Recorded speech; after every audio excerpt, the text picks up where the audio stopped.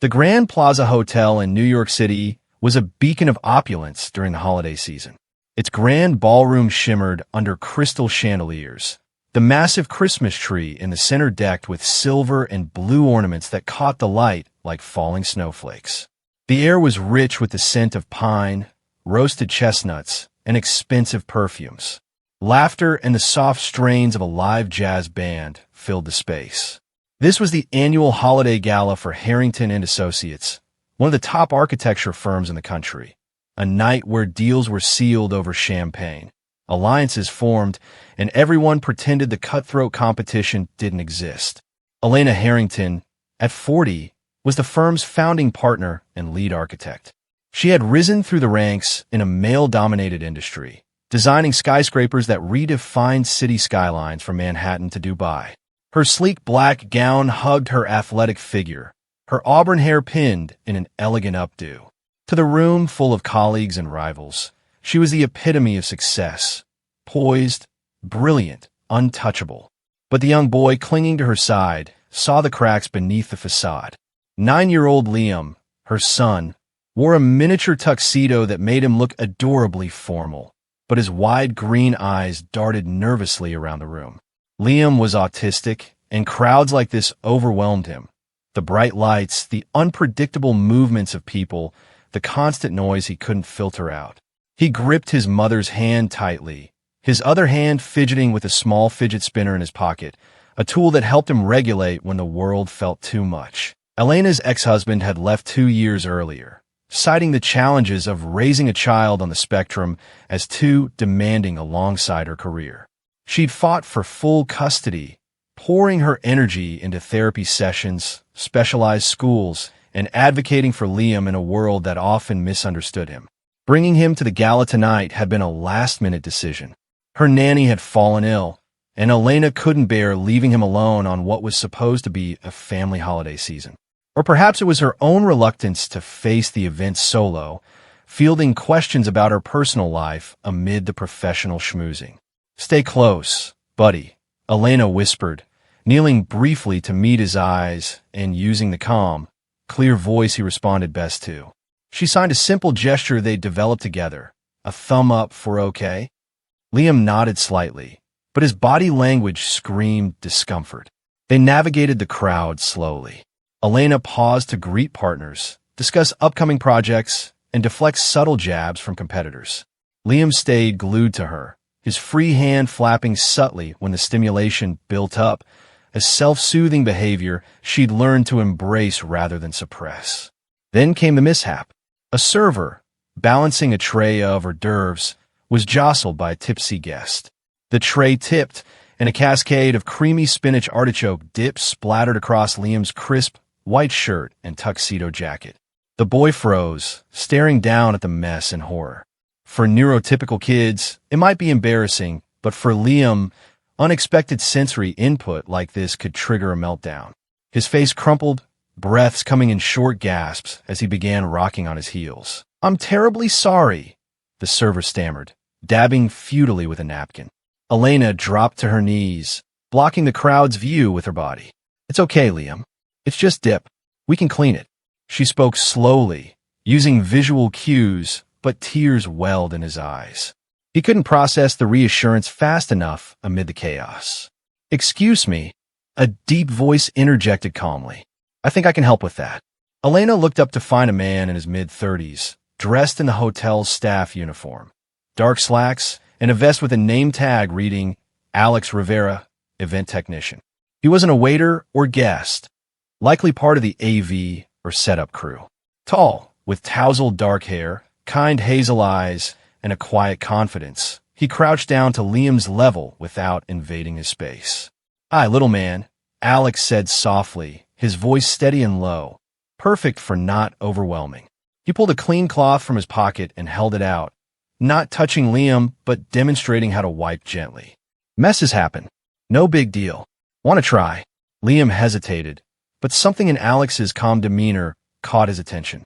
The man noticed Liam's fidget spinner peeking out and smiled. "Cool spinner. Mine's a cube. Helps me focus when things get busy." He pulled a small Rubik's Cube from his vest pocket, twisting it absently. It was a subtle acknowledgement, a bridge. Elena watched in surprise as Liam tentatively took the cloth and began wiping his shirt, his rocking slowing. You know about sensory stuff? Elena asked quietly, standing but staying close. Alex nodded, keeping his eyes on Liam. My nephew is on the spectrum. High-functioning, like this guy seems to be. Crowd can be tough, right, buddy? He directed the question to Liam, who gave a small nod. I'm Alex, he said to Elena, extending a hand once Liam seemed calmer. I handle the lights and sound for events here. So it happened in thought. Well, I've got stain remover in my kit backstage. Industrial strength for when equipment gets messy. Elena shook his hand, noting the warmth in his grip. Elena Harrington. This is Liam. Thank you. This could have been a disaster. Disasters are my specialty to avoid, Alex replied with a gentle smile. If it's okay, I can take you both to the staff area. Quick cleanup, and maybe a quiet spot for him to regroup. Elena hesitated only a moment.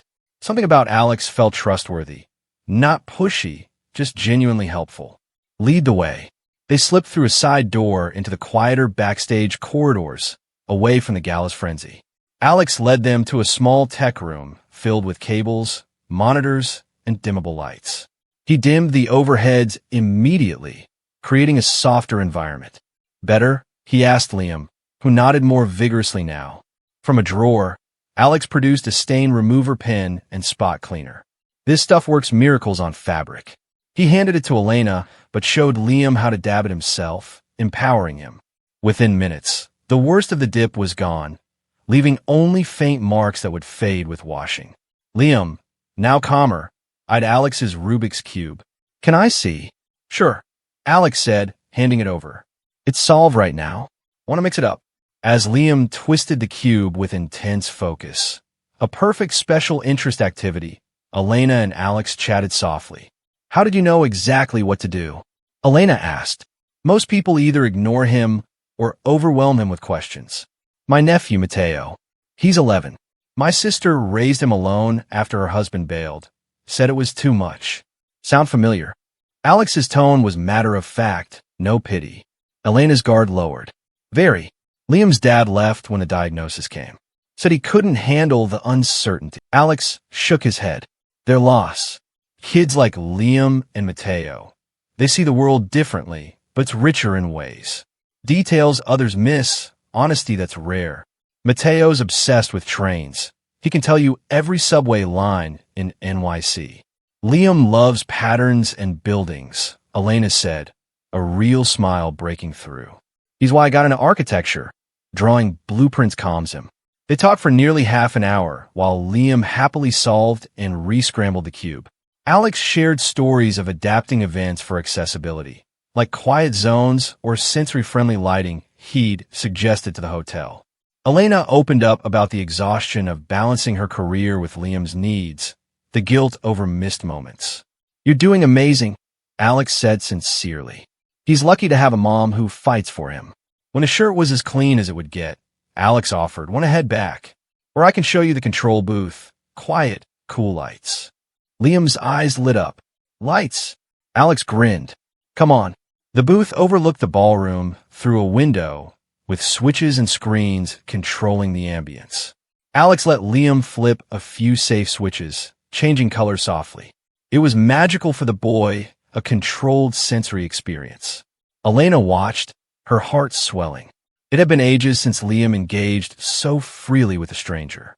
As the night wore on, Alex rejoined them at the gala when his shift allowed. He sat with them at Elena's table, explaining the lighting design to Liam in simple terms, drawing patterns on napkins. Colleagues whispered about the staff guy at the partners table, but Elena didn't care.